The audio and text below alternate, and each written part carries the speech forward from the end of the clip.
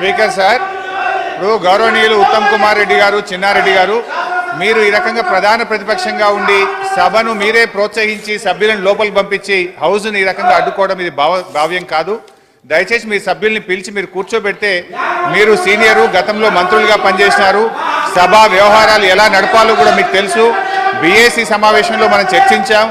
ఎప్పుడంటే అప్పుడు సభ్యుడు పోడియంలోకి వచ్చి నాకు ఇప్పుడు మైక్ ఇవ్వాల్సిందే, ఇది మాట్లాడాల్సిందే అంటే there are some rules, procedure, there is a system, practice is there. మీరు ఇట్లా ఇష్టం వచ్చినట్టుగా సభా సాంప్రదాయాలను అడ్డుకోవడం మంచిది కాదు. మేము మళ్ళీ అప్పీల్ చేస్తున్నాం, మీరు ఏ అంశాన్ని చర్చించాలన్నా మేము చర్చించడానికి సిద్ధంగా ఉన్నాం. ఇవాళ ఆల్రెడీ బిజినెస్ లిస్ట్ అయి ఉంది, ఆ ప్రకారంగా బిజినెస్ తీసుకొని ముందుకు పోదాం.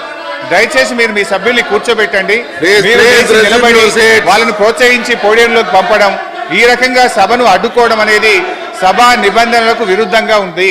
దయచేసి మళ్ళీ ఒకసారి గౌరవ ప్రతిపక్ష నాయకులకు విజ్ఞప్తి చేస్తున్నాం, విపక్షాలందరికీ కూడా సభ జరిగే విధంగా మీరందరూ కూడా మీరు పోడియంలోకి రాకుండా మీ సభ్యులను చైర్లోకి తీసుకొని కూర్చోవలసిందిగా కోరుతున్నాం. మీకేదైనా మాట్లాడాలంటే 0 అవర్ ఉంది, సభ్యులు ఫ్రీగా ఏ అంశాన్నైనా ఎప్పుడైనా మాట్లాడే అవకాశం ఉంది, దాన్నన్నా తీసుకోండి. లేదా చివరిసారిగా అప్పీల్ చేస్తున్నాం, దయచేసి గౌరవ సభ్యుల్ని మీ స్థానాల్లో కూర్చోవలసిందిగా, గౌరవ విపక్ష నాయకులు కూడా మీ పార్టీ సభ్యులను మీరు అక్కడ కూర్చోబెట్టాల్సిందిగా చివరిసారిగా విజ్ఞప్తి చేస్తా ఉన్నాం.